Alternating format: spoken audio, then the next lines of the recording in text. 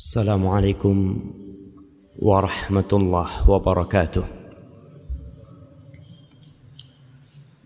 Alhamdulillah ma asbaha bina min ni'matin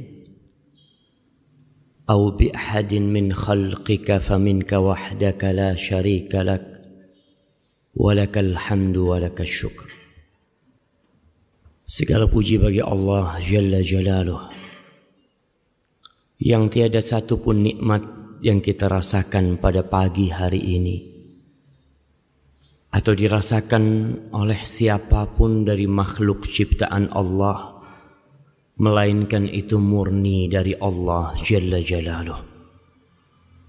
Maka baginya segala pujian dan segala syukur. Allahumma salli wa sallim ala nabiyyina Muhammad wa ala alihi wa ashabihi ajma'in. Ya Allah, semoga salawatmu, semoga salam, berkah dan nikmatmu senantiasa kau curahkan untuk hamba kekasihmu, untuk Nabi kita Muhammad sallallahu alaihi wasallam, dan untuk keluarga beliau, untuk istri-istri beliau, untuk anak cucu beliau, dan untuk seluruh sahabat Nabi radhiyallahu ta'ala anhum ajma'in. Amma ba'd. Ada sebuah nasihat yang disampaikan oleh salah seorang ulama. Dia mengatakan, ya ibna Adam, innama anta ayyam, idza dhahaba yaumun dhahaba ba'duka. Wahai anak Adam, engkau itu hanyalah kumpulan hari-hari. Manusia itu hanya kumpulan hari-hari. Kalau satu hari pergi, ketika mentari tenggelam di ufuk barat, maka sebagian dari dirimu telah pergi. Tinggal menanti, di mana pada suatu saat hari-hari milik kita tinggal sedikit. Dari yang mungkin ribuan hari milik kita.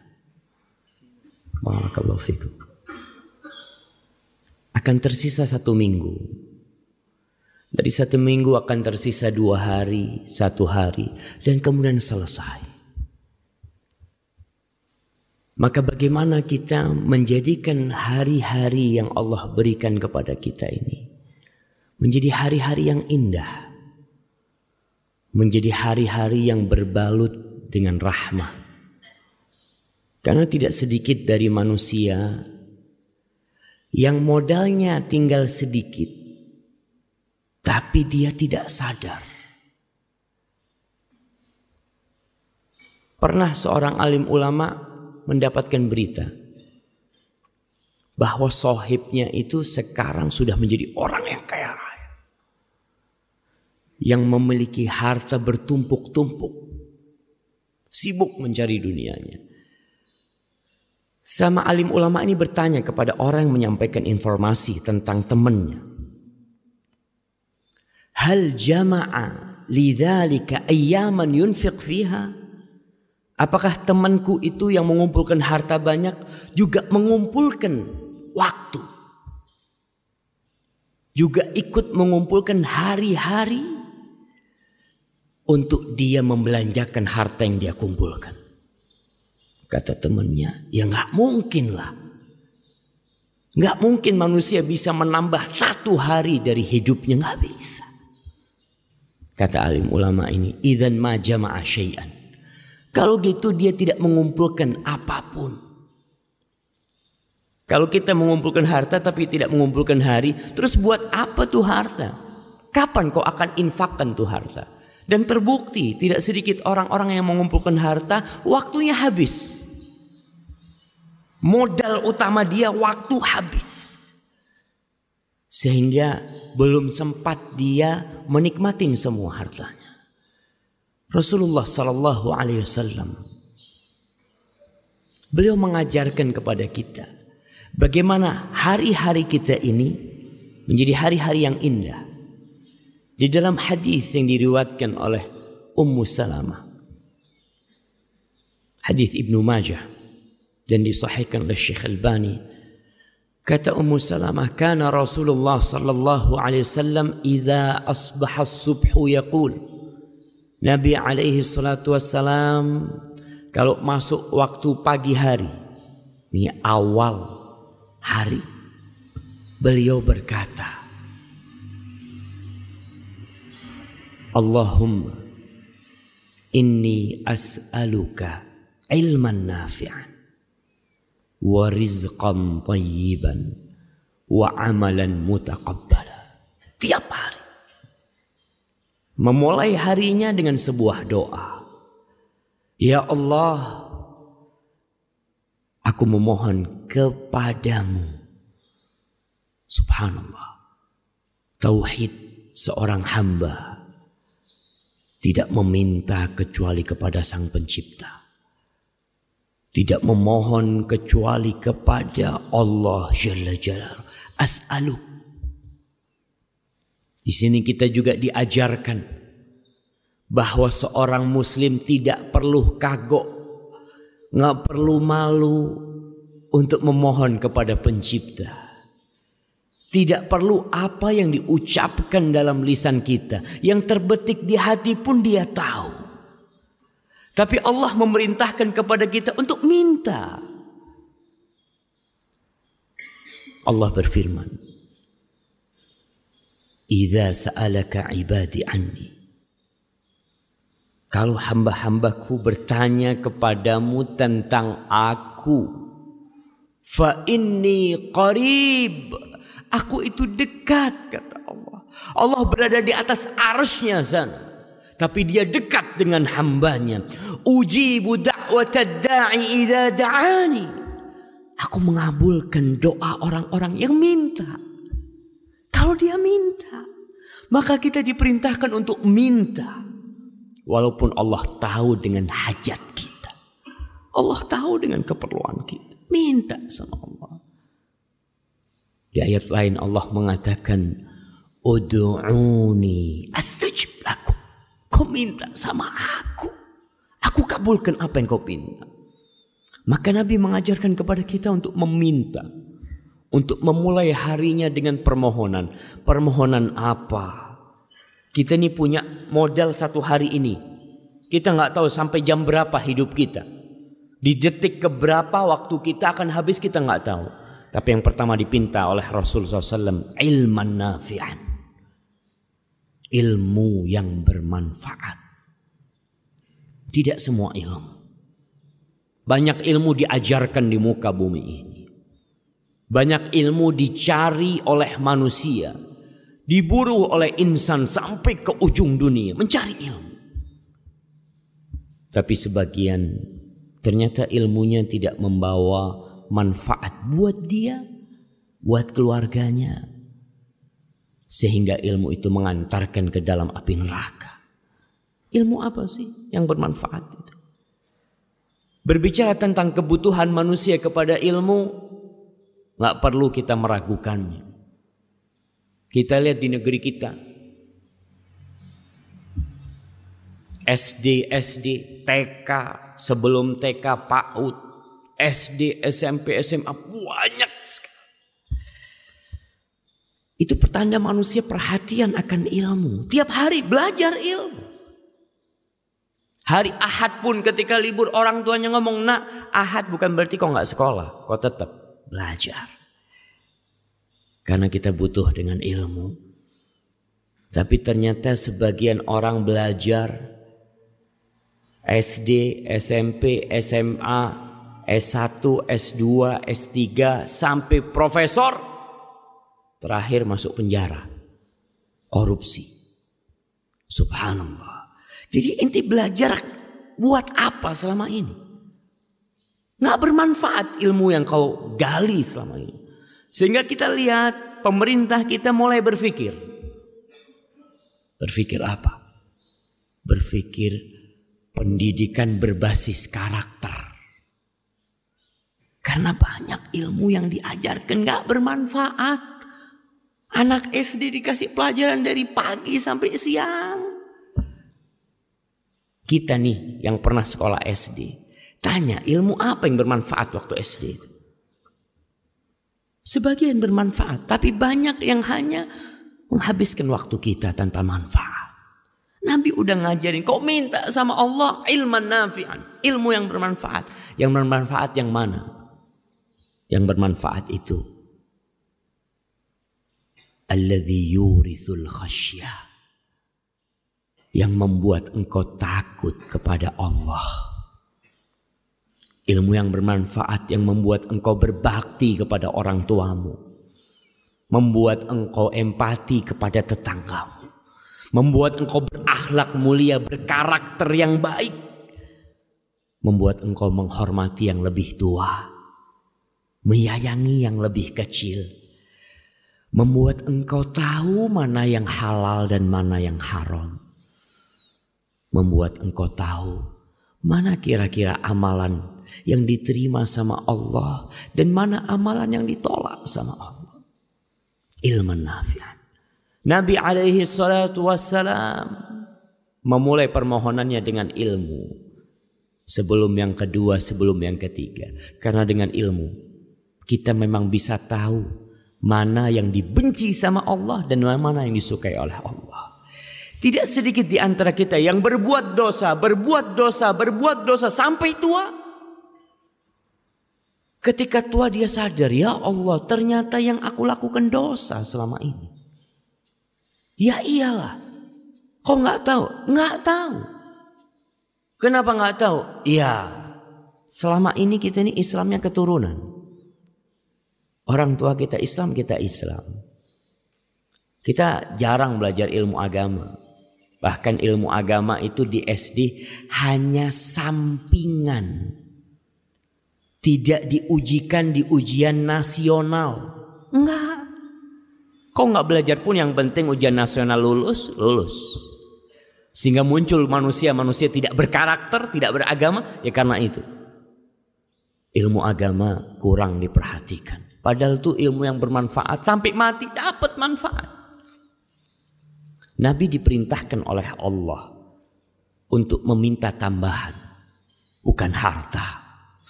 Bukan rumah. Bukan kendaraan. Satu. Wa qul rabbi zidni ilman. Katakan Muhammad, Rabbi. Wahai Rabb yang menciptakan aku, yang menciptakan alam semesta ini. Zidni. Tambahkan buat aku. Ilman. Ilmu. Di ayat lain Allah berfirman, innama yakhshallaha min ibadihi al-ulama. Sesungguhnya yang takut kepada Allah dari hamba-hambanya cuma ulama, cuma orang yang ngerti sama Allah, yang tahu sama hukum-hukum Allah, cuma itu. Ustaz, berarti ilmu-ilmu yang lain gimana Ustaz? Kedokteran, kimia, apa? Ilmu itu bermanfaat kalau dibalut dengan ilmu kepada Allah. Tetap dasarnya itu ilmu tentang Allah. Karena tidak sedikit orang yang menjadi profesor di kedokteran, apa dia bisa sholatnya benar? Karena dia belajar di kedokteran. Nggak bakal. Tetap dia harus belajar agama supaya dia tahu sholat yang benar itu gimana. Kemudian setelah itu beliau memohon rizqan thayyiban, rezeki, tidak sembarang rezeki. Bukan rezeki yang banyak, bukan rezeki yang luas, bukan mobil yang mewah, bukan rumah yang tingkat, bukan tanah yang berhektar-hektar, tapi yang diminta rizqan thayyiban, rezeki yang thayyib. Apa tuh rezeki yang thayyib? Rezeki yang thayyib adalah rezeki yang bermanfaat, halal, bermanfaat buat kita. Rezeki buat kita tuh bukan yang kita tumpuk di lemari kita, bukan. Belum tentu rezeki kita. Tidak sedikit orang yang ditumpukan lemari besinya, anggaplah ada 1 miliar, mati. Setelah pagi hari dia kumpulin duitnya, dia lihat, Masya Allah 1 miliar sudah, dia kunci. Jam 9 pagi masuk rumah sakit, diperiksa sama dokter, mood, udah mati. Duit itu rezeki dia? Bukan. Punya anaknya bisa jadi, atau punya orang lain bisa jadi. Maka yang diminta oleh seorang hamba, rizqan thayyiban, rezeki yang thayyib, yang bermanfaat buat tubuh kita. Tentunya yang halal pada awalnya, bermanfaat buat anak kita, bermanfaat buat keluarga kita. Bukan yang banyak cuma, tapi yang thayyib. Tentunya dengan ilmu tadi kita bisa memilah-milah mana yang thayyib dan mana yang tidak thayyib. Kita hidup di masa yang manusia tidak lagi perhatian. Amin halalin iktasab, apakah dari yang halal dia dapatkan, amin haramin. Jangan lagi mikir, yang penting dapat fulus. Sampai muncul pernyataan-pernyataan ustaz, yang haram aja susah, apalagi yang halal. Dari dulu yang haram itu susah, dari dulu. Karena manusia secara fitrah ketika berbuat haram, melakukan atau mengambil rizki yang haram, nggak nyaman di hati dia. Ya sampai hari ini susah. Yang halal banyak. Tinggal kita mau nggak belajar, terus berusaha. Yang ketiga, yang dipinta sebagai modal dan bekal perjalanan hari kita ini, wa amalan mutaqabbala, amalan yang diterima. Sekali lagi, Nabi itu mengajarkan kepada kita kualitas, bukan kuantitas.